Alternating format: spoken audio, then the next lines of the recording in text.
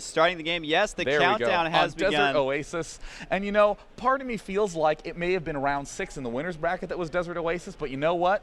I hosted the game. Desert Oasis, it will be. I love this map. Very long distances by ground, very short distances by air. I love these maps. There's actually quite a few of them that if you compare these map pools to Brood War, it's that they have taken the feedback from those maps, those original maps, and made maps that are very unique and force players into completely different situations than they were used to.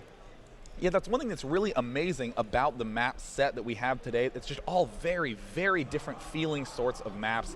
I'm especially curious to see what these players are going to choose if they do lose this game. I would expect to see our Zerg player choose Metalopolis, but speaking of which, we do have our Zerg player in the red SLush at the north position. He is the higher seed, and in the bottom we have TT1 as the blue Protoss.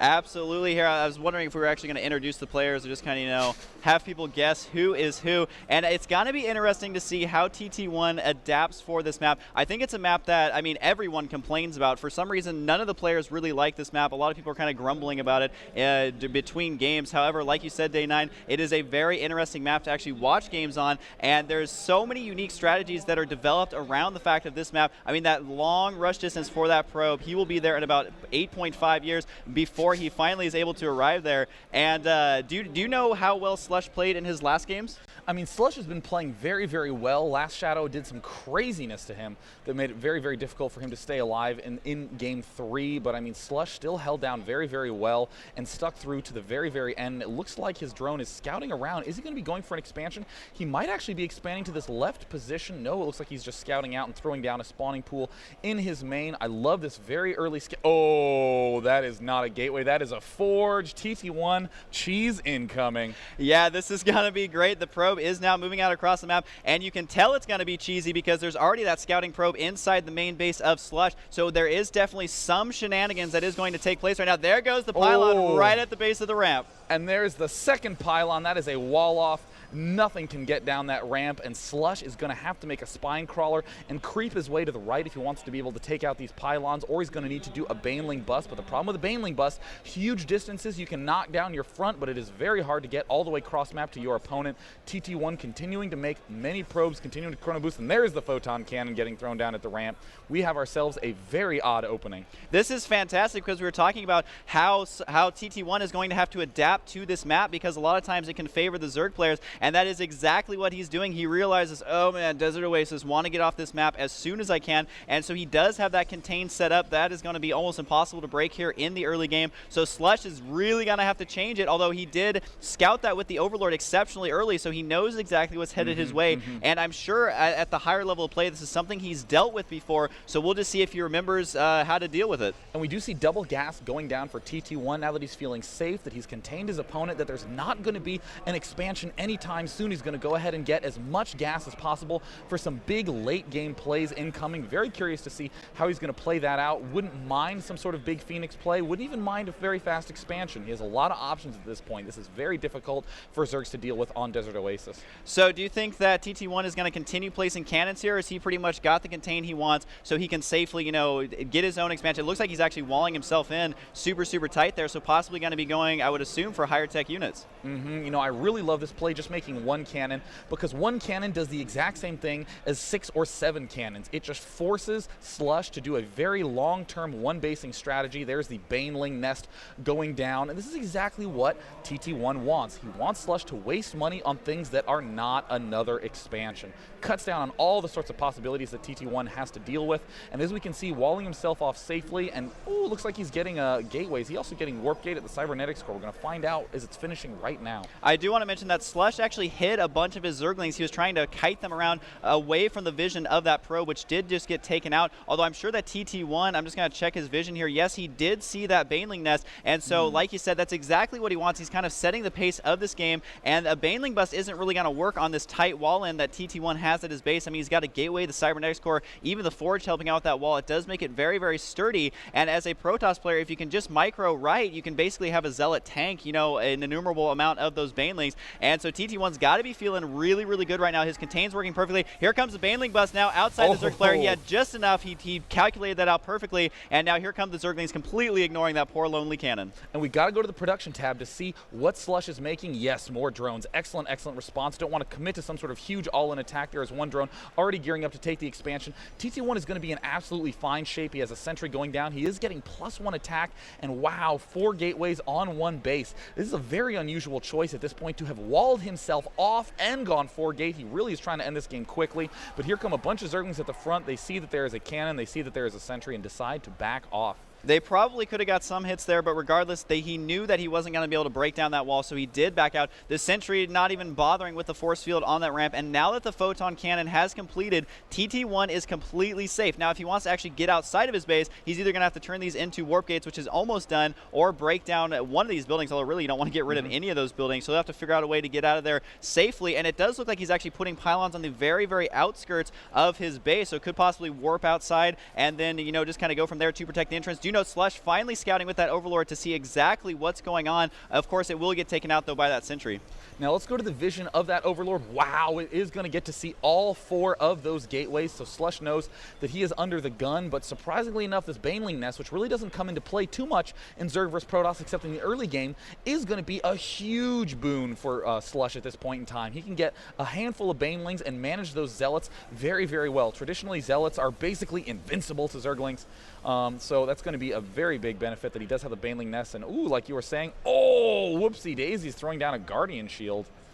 Yeah, that's definitely a misclick there. He is not going to be too happy about that. You definitely need that energy, especially once those Zerglings start trying to get a surround on you. You want to throw down the force field on top of your Zealots or right next to them so that the Zerglings cannot get a very good surround. He did have to kill that gateway. Do note, though, that TT1 threw down that gateway that he just killed, and he's apparently closing his front door once again by throwing down that gateway. So he will, I would assume, warp in units outside of his base from now on, and that's it's great because we were talking about Zergling run-bys on this map. He is doing everything he can possibly think of to prevent any Zerglings from just running into the main, gonna force the pressure onto the Zerg and make the Zerg be defensive, which is exactly what you want as a Protoss. But I do not think this attack is going to work at all, and here I am inadvertently pinging the minimap once again.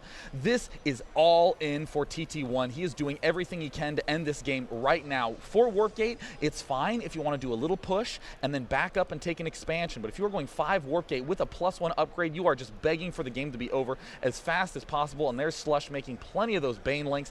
It's going to be so hard for those Zealots to really take effect with that many Banelings there, but force fields are going to be the key. If he can force field well against these Banelings, he's going to be able to pull through. Do you note that SLush was actually hiding some Banelings over here? I don't know that TT1 can see them. They're just barely out of the vision, so if he can get a good flank with those Banelings, that will do a lot of damage. That is good preparation here for SLush. He knows exactly the side that TT1 is going to attack, so right now it does look like TT1 is going to be moving in here, and this battle is going to be out because Zerglings are running in there. The force fields to try to block the Banelings, but Banelings coming in from behind. Is he going to see them? No. Oh, some huge hits going down on those sentries, but it doesn't look like that SLush actually has enough units. Banelings trying to do a little bit more damage. Is that Spire done? Yes, it is. There are really not that many anti-air units, and the macro of SLush is incredible, getting plenty of Zerglings to be able to deal with it, but still, that +1 upgrade is just a little bit too much. 1 Mutalisk out right now and almost no anti-air for TT1. There is only that 1 sentry, which was also focus fired there by that Zergling. Good control with SLush with his few remaining ground forces to make sure his Mutas can do as much damage as possible, and there come a lot more reinforcing Zerglings. They are definitely going to get a surround on these Zealots. No, they do back out, but the Mutas are just slowly picking away, preventing these Zealots from recharging their shields. Every time they get hit, it does reset that timer. An absolute brilliance by SLush moving down here to pick off any anti-air units, or at the very least do damage to them so these Mutalisks can stay relevant as the game goes on, and SLush somehow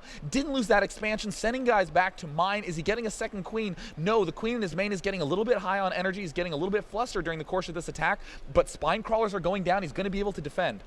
Do note, though, that TT1 has not expanded during this, like you mentioned, all in at this point, so he's gotten every unit he can scrape together right now, and the Spine Crawlers, however, are not going to finish. Is there going to be enough Zerglings and Mutas, though? Just looking at the unit counting station right now, there is still only 4 Mutas, which is not enough to deal with these Stalkers. This expansion definitely could go down, which would even this out, and can he get up the ramp, though, before that SLush's macro kicks in? I mean, this is a huge, huge critical decision for SLush. He's just basically abandoning his main. Oh, and huge counterattack with the Mutalisks. He needs to kill off these Stalkers and then kill off this key pylon, but it looks like TT1 just going to go for it, just going to jump directly into the main. Oh god, SLush needs to kill off that pylon, but I don't know if he has enough time. SLush trying to add on as many Zerglings as he can. Wouldn't be a bad idea to get some Banelings, and oh, the Overlords are all taken out by TT1. There was 5 or 6 Overlords there, and I was questioning that for just a second. Then I realized it's TT1. He knows what's up. That Zerg is supply blocked to the extreme. He's got 50 supply with only 26 right now. Just killed another Overlord. So if he has enough units to end this right now, there's going to be 0 reinforcing units now, and the Banelings trying to get in there. They're trying to get in. The Mutalisks are doing a good job with damaging, and then oh, there's the huge hits, taking out a ton of those units, but it looks like there are just too many Stalkers. Is he going to get enough units? He needs to vomit more larvae. He's picking off the weakened Zealots. Very nice control there by SLush, but he is under the gun right now. He is trying to defend with everything that he can. Do note that SLush is now once again supply blocked. He does have more reinforcing units on the way, but he lost 2 more Overlords. I think there's only a handful of Overlords left on this map, so if TT1 can find... Oh, there's SLush the GG's. good game. Wow, what an intense all-in. I mean, really, I almost want to reload that replay and see how much money he had left over at the end of that series, because honestly, that was the longest all-in I have ever seen. He was almost broke by the end of that. That was fantastic play by TT1. I mean, it's just great that he was able to do that build order and make it absolutely work for that map. And, you know, we were talking about that because those Zergling run-bys are so difficult to deal with. He's like, you know what, I got this sweet build on Desert Oasis, and he made it absolutely work. So we're going to go ahead and join up this game. That was a fantastic game there, though I think that Protoss can learn a lot from that game because the Zerg played pretty standard, nothing too crazy. And TT1 was just aggressive from the beginning. You want to get the Zerg defensive on that map, otherwise those Zerglings are just going to ruin your world. Yeah, but it was amazingly close for an all-in play. I mean, going for Warp Gate, generally, you have a little bit more comfort because you know you're up against a small number of Roaches, small number of Hydras, maybe a lot of Zerglings, but the force fields can pull you through. But the Baneling nest was very clearly up. That was a huge risk for TT1 to pull that off. So when the Baneling sandwich happened at the start, he was so close to losing there, but again, with 5 Warp Gates making that many Zealots, it's very hard for your macro to fall behind. And yeah, that sandwich was perfect. Like you were mentioning before, you don't see Banelings that often in ZVP, but it did a lot more damage than I had expected. So we are going to wait for these players to get ready. There we go, changing their colors. It does look like they have chosen Metalopolis for map number 2, and I feel like I'm just saying Metalopolis, Metalopolis, Metalopolis for game 2. Love choosing Metalopolis because it is the perhaps no standard map. There's really very few gimmicks on it. Lost Temple, another standard map, but there's that cliff overlooking your high ground. That feels a little bit weird. Steps of War, really close positions. But Metalopolis, generally very...